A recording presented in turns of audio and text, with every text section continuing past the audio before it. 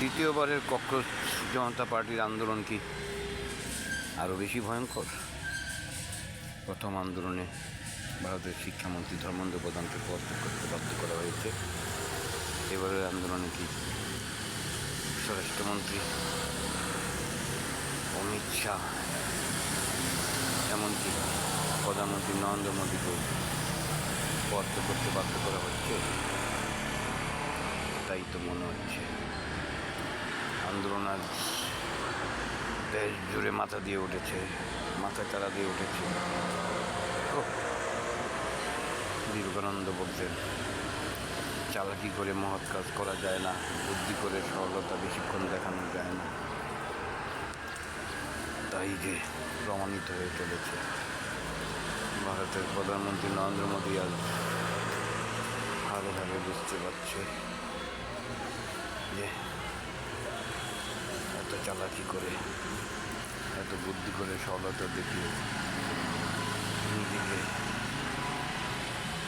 রক্ষা করা কোনোভাবেই সম্ভব নয়।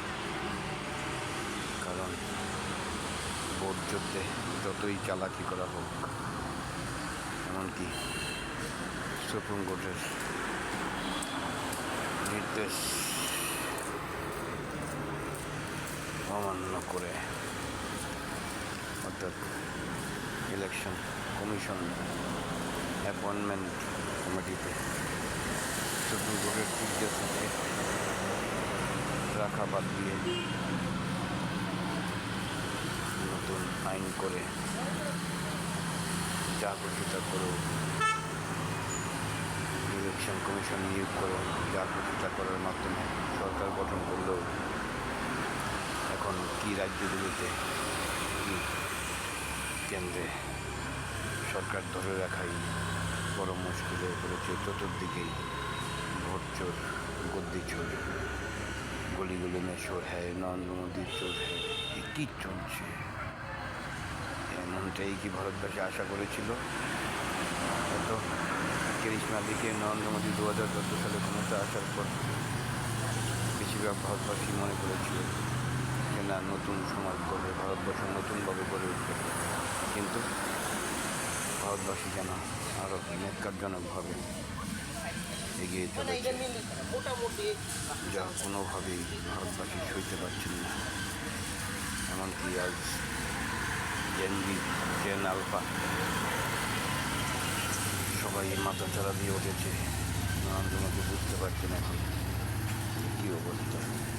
এইভাবে কোনোভাবেই চলতে পারে না নন্দলাল সাথে। কী চলছে সারা দেশ ধরে, কী চলছে, ভারতবাসী কী চেয়েছিলেন আর কী হচ্ছে। বিশ্বযুদ্ধ বাঙালি ভারতে এসব কি আশা করতে কেউ ভেবেছিল আশা করবে? না, হয়তো নরেন্দ্র মোদী নিজেও ভাবেননি যে এইভাবে চিরকাল থাকা যায় না। আজ তাই মনে হচ্ছে নাকি। ঠিক আছে, দেখা যাক জেন আলফার আন্দোলনে আগামী দিনে কোন জায়গায় যায়, কতগুলো অনুভূতি সব পরিষ্কার হয়ে যাবে। তাই মনে হচ্ছে জেন আলফাদের সঙ্গে নিয়ে সারা ভারতবর্ষ কাঁপিয়ে চলেছে। ভারতবর্ষের মোদী সরকারকে নাড়িয়ে দিচ্ছে। মোদী সরকার নাজেহাল। নরেন্দ্র মোদীকে নন হয়ে যাবে বলে আখ্যা দিয়েছিলেন, যেখানে নিজের মাকে গালি দেওয়া হয়েছিল আর অন্যের গালির কথা উল্লেখ করে কুমিরাস্ত্র বর্ষণ করে চলেছে। আজ কোনো কিছুই আর কাজ হচ্ছে না, সব কিছুই যেন শেষ আছে। দেশবাসীর মধ্যে একটাই আওয়াজ যেন স্পষ্ট হয়ে উঠেছে, নরেন্দ্র মোদী হটাও, দেশ বাঁচাও। নন-ভায়োলেন্স মানে যেন সত্যি যেমন অবতার হয় তেমনি শয়তানও হয়।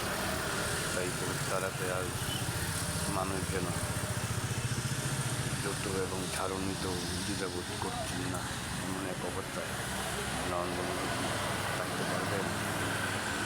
মোটেও না।